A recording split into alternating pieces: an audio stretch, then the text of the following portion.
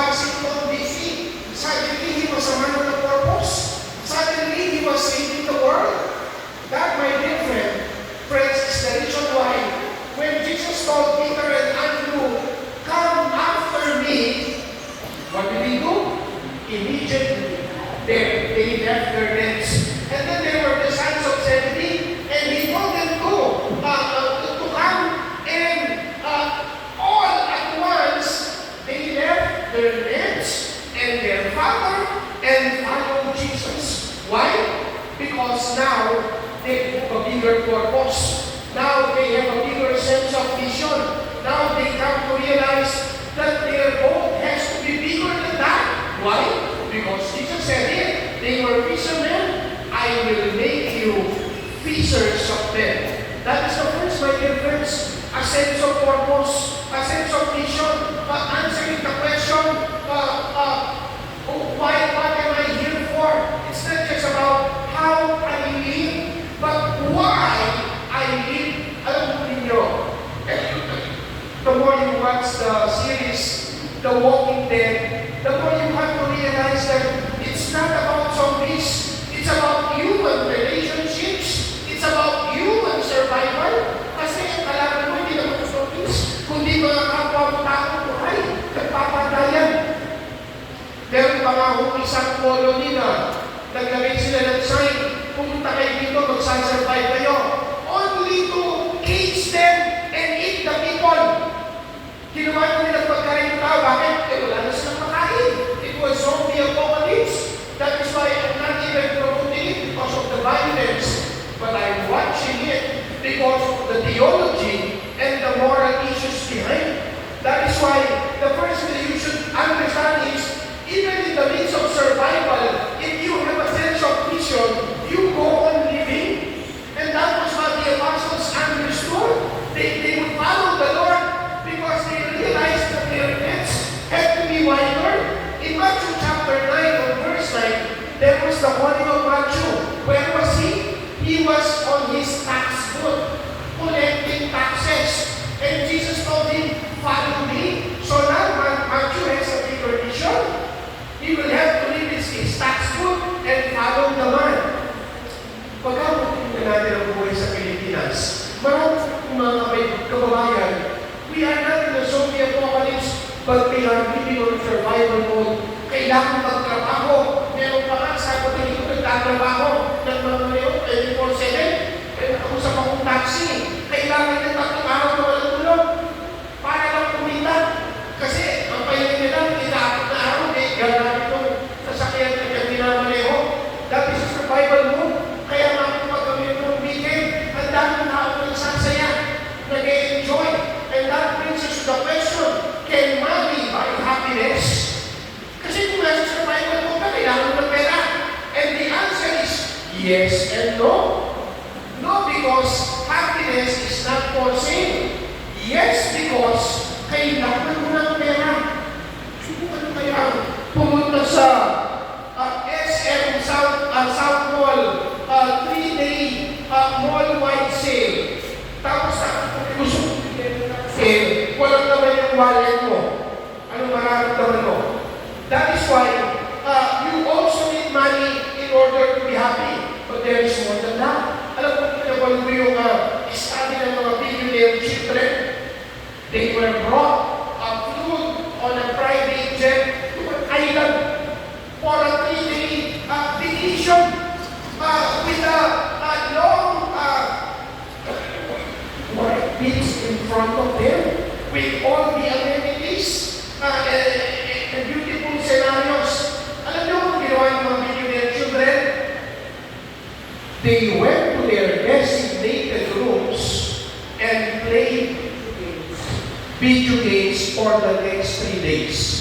In other words, gumastos ng milyon-milyon ang kanilang magulang to change their places doing the normal things that they love to do. That is one of the things where you can ask money or what money can buy. It doesn't really bring happiness. Why?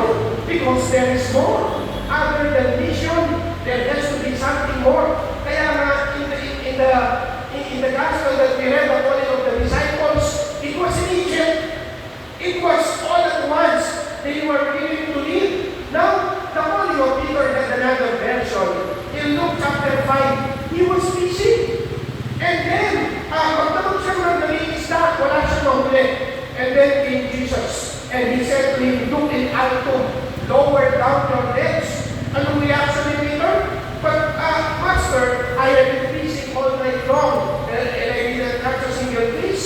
But let me lower it down because you said it so. And then, nung iyangat niya, ang dami niyang nakuha. Anong sinabi niya sa Panginoon? Depart from me, Lord, for I am a sinful man. And that brings us to the second point, that when we begin to realize that you need to establish a relationship with Jesus, it makes more sense. That I did not just mean that I need a Savior. Kaya sinabi ni Jesus, come after me. Hindi niya sinabing, come, I will show you the rules. Or come, I have something for you. Come, follow me.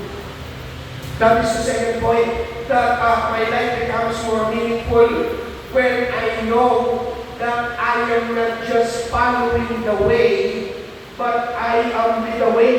Now I begin to realize that there is no road to happiness. Happiness is the road.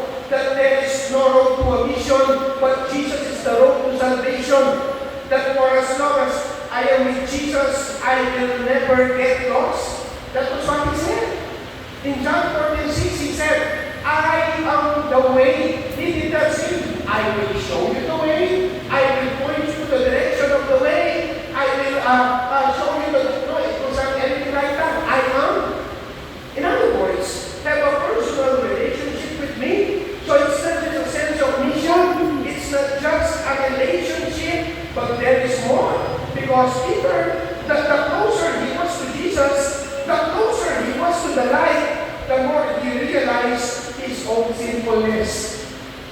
And that brings us to the third point. After mission and meaning, after a relationship with my Savior, I have to purge my wickedness, the evil inside of me.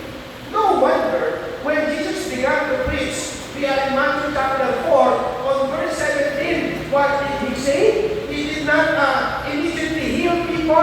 What did he do? He did not feed the multitude. What were his words? Repent. The kingdom of heaven is at hand. It has to start with a lot of humility, recognizing my sinfulness and my need for a Savior. So my dear friends, three important things. Realizing that I need to have a bigger goal because I am not just an ordinary fisherman, but I am called to become fishers of men. Realizing that I need more than myself, more than my loved ones, more than anything that I have, that I am in need of a Messiah. Realizing that I need to purge myself from impurities, wickedness, evil, and sinfulness, so that I can truly be free and expand my identity.